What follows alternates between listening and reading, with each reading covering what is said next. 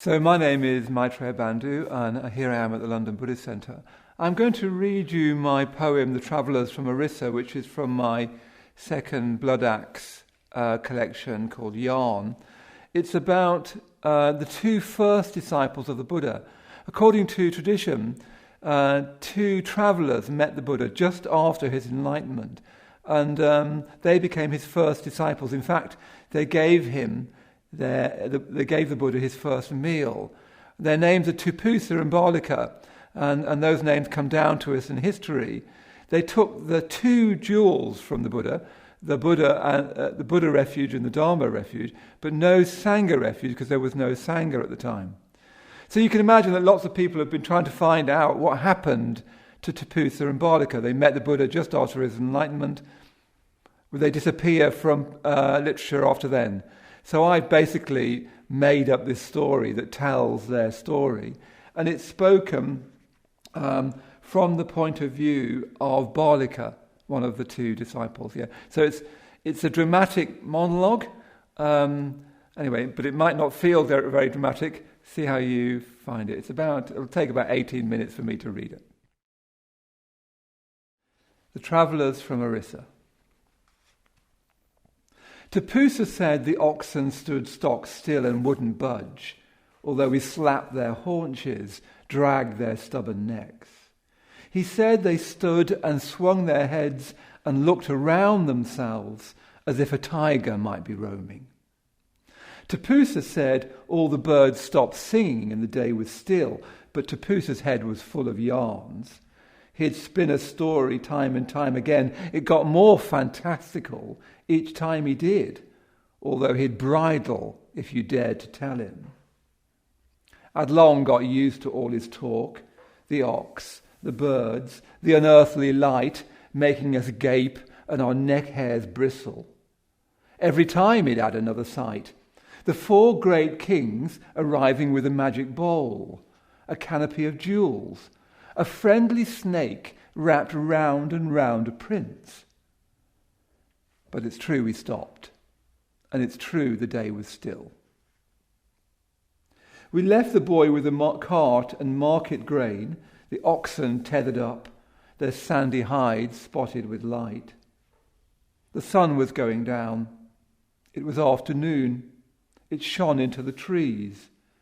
I could see the forest edges even now, the light in narrow bands between the trunks, maluva creepers and red cymbali flowers. We found a path. It was rough and hard to tread, with prickly bushes catching on our clothes and leaves high up like shields and warrior spears. We found a level clearing in the wood, a delightful spot, with kusha grass growing under trees and the rushing sound of water. Tapussa said that when we saw the master, I nearly ran, as if he'd been a ghost or the spirit of the dead. But why should I? I'm not a fool. He was thin, I remember that, and dirty, like a street boy thick with mud. Tapussa jumped in with all the usual questions. What Dhamma do you teach, and what's your caste? He'd shake his head and sigh each time the master answered, but I knew he didn't understand. The master spoke in a funny way, with gaps between the words, as if he'd just been woken from a dream. Tapussa kept him asking foolish questions, so I shut my mouth and went to get some food. I brought the master barley gruel and madhupinda. His smile, I shan't forget, was like gazing at the sea.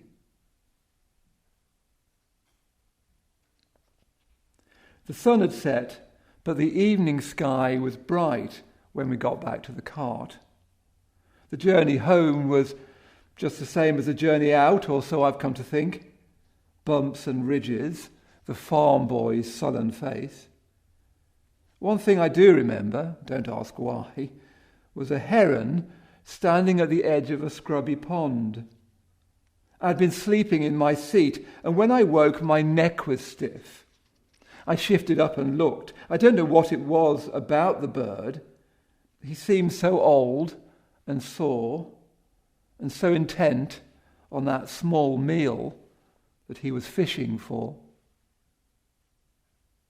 Karangi, my wife, was standing at the door when I got home with the boys around her skirts and the bullock rigged and ready for the fields.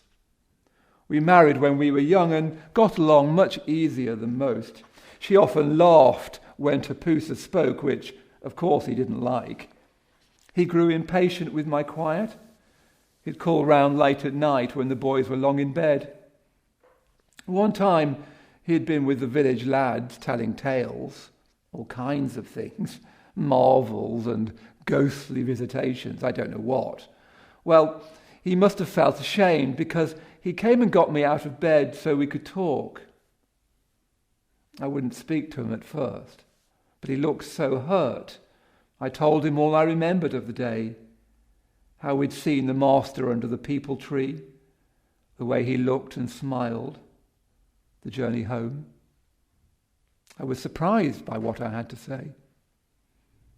Tapussa was quiet, and we stood there in the dark. One time I told Karangi she'd been pestering for days, so I talked about it straight, how I'd laughed and touched the master's arm, kissed his feet, then wept when it was time to leave. After that, I'd catch her looking at me strange, so I knew to keep it to myself. I thought it over in the fields, which was where I was happy most, standing behind the plough, with birds riding on the bullock's back, the air riding the water's edge, and the air thick with midges. That's when it would all come back. Not often, and never when I tried to get it straight. Once when I was lifting up my youngest boy, and once when the sun was low behind the trees. When the feeling came, it hurt around my heart and made me shake and tremble. I'd have to stop. The boys would cluster round and start to cry, throwing down their sticks. Then whatever it was, would lift, and I'd want to shout for joy. I'd clap the bullocks back, then give the boys a ride. Or I'd fold my hands and fall down in the dust.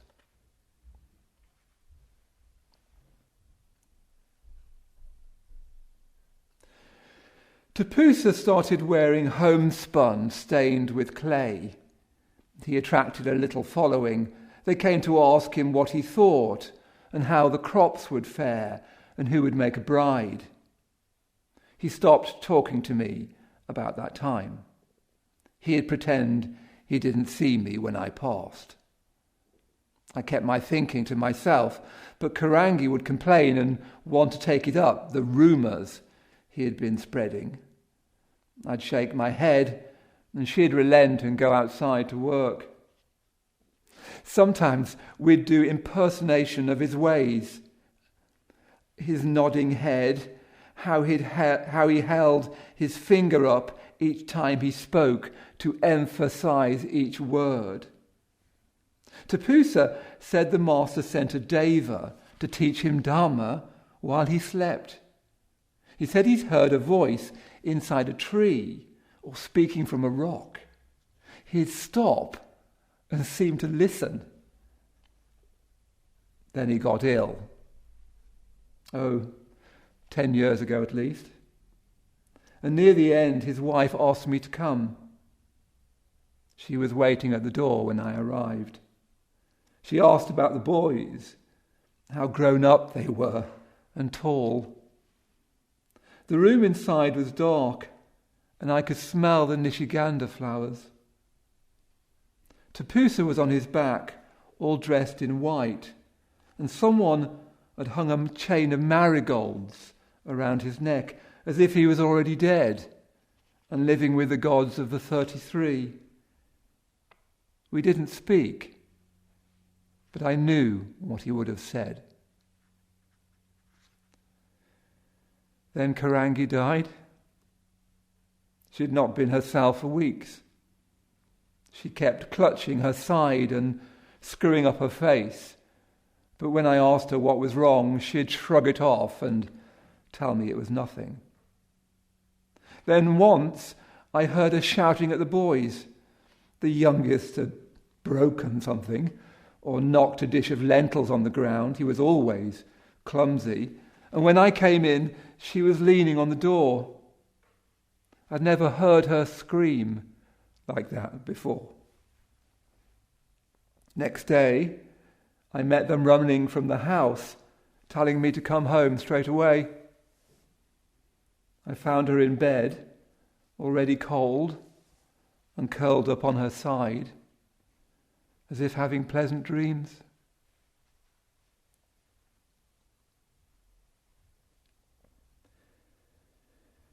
Occasionally a merchant would turn up and tell a story. What the master said at such a place, the way he'd talk, how he'd treat a Brahmin's son. I'd go along and listen with the rest, but it didn't make much sense. When I tried to remember when we met, it was like it happened to someone else.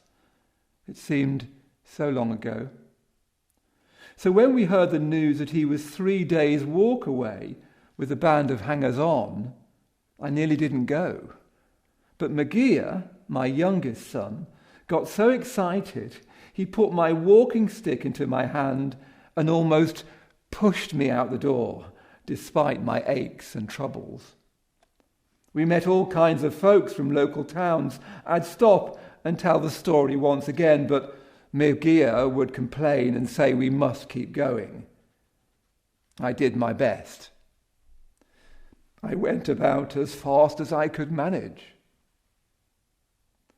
Paddy fields and coconut trees and scrub are all I remember from the journey, except perhaps a kirka's raucous call. Such lovely wings and such an awful cry. How good it was to be among the noise. I felt like I was 20 seasons younger, stalls laid out, women carrying pots, bullock carts and tethered buffalo. Hungry crows were waiting on the roofs to steal away a scrap, and there were children playing games and getting under my feet. I would have stopped to ask about the price of Malujara, but Magia took me sternly by the elbow among the jostling crowd. When we got to the Abhavana, among the banyan trees, we couldn't hear the things the master said for all the buzz of talk.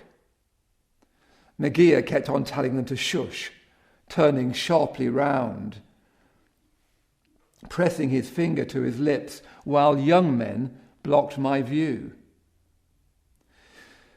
Eventually, we turned our steps back home, Magia dejected, straggling behind.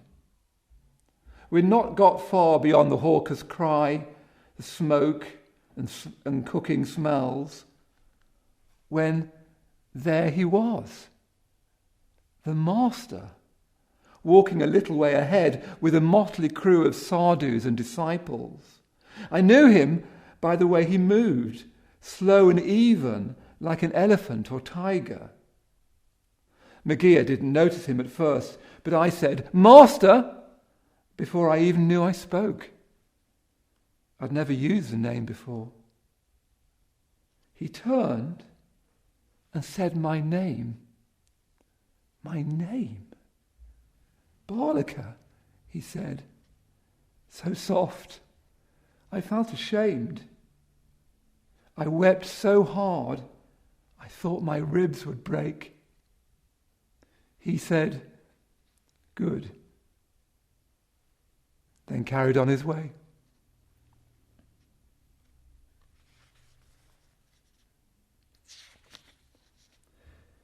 As a boy, Magia had always been the talkative one.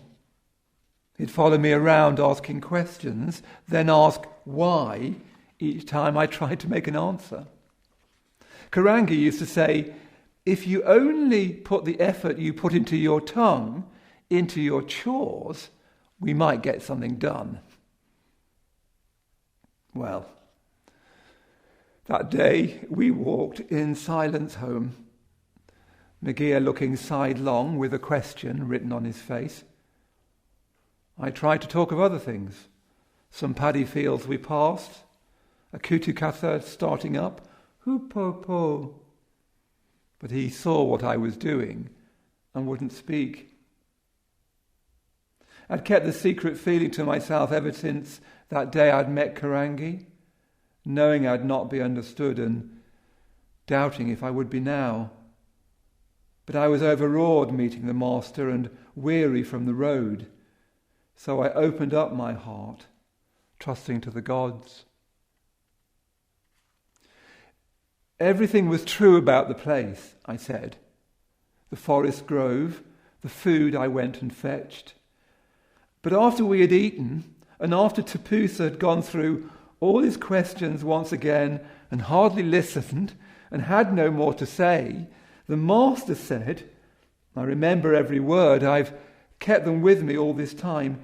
He said, "Listen, my friends. There is a thorn buried in the heart of man. And for this thorn, they suffer here and now and in the future. I have found that thorn and plucked it out. And for me, the mass of suffering is no more." Tapussa jumped in, saying, yes, but, I could have struck him and quickly said his name. But the Lord, for so he seemed to me just then, looked at him with such a heart of love, I couldn't speak. And then a wonder came and troubled me and worked within my soul as if I'd rise and shout and stamp my feet.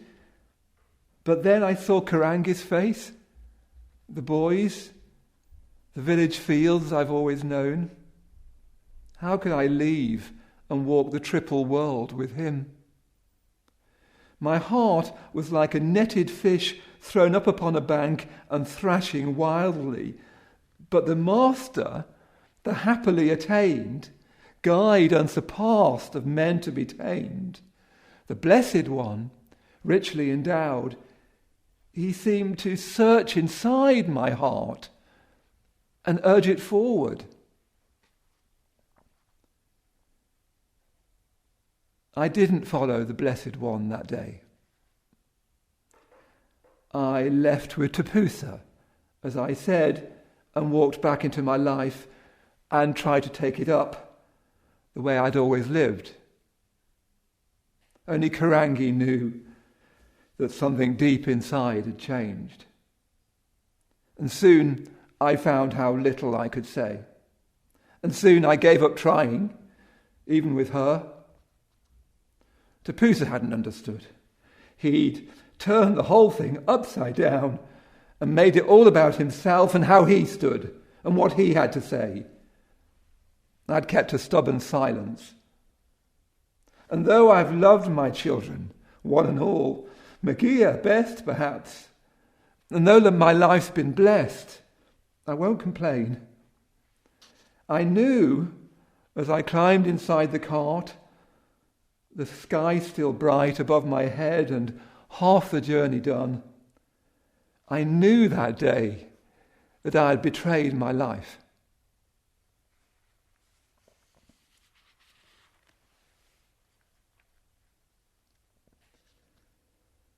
Now I'm old. I don't know how old. My mother was never clear about that sort of thing. She used to say, "You're the same age as your nose, but just a few years older than your teeth." Well, I'm sure that I'm the oldest in the village. Nowadays, youngsters come to ask me questions or talk about their fears. I listen or say a word or two, then ask them not to worry. They mostly want to hear about the Master, although they've heard it umpteen times before.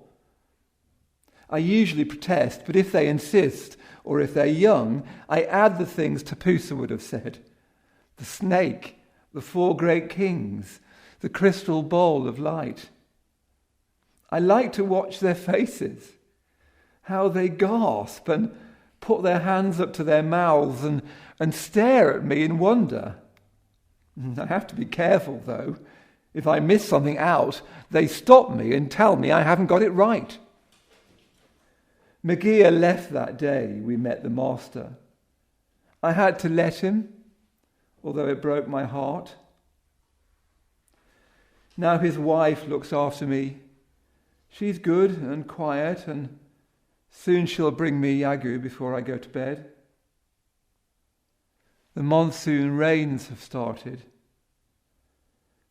early, drumming on the roof like a herd of angry goats or an army from the west. It's almost like I'm living in the sea.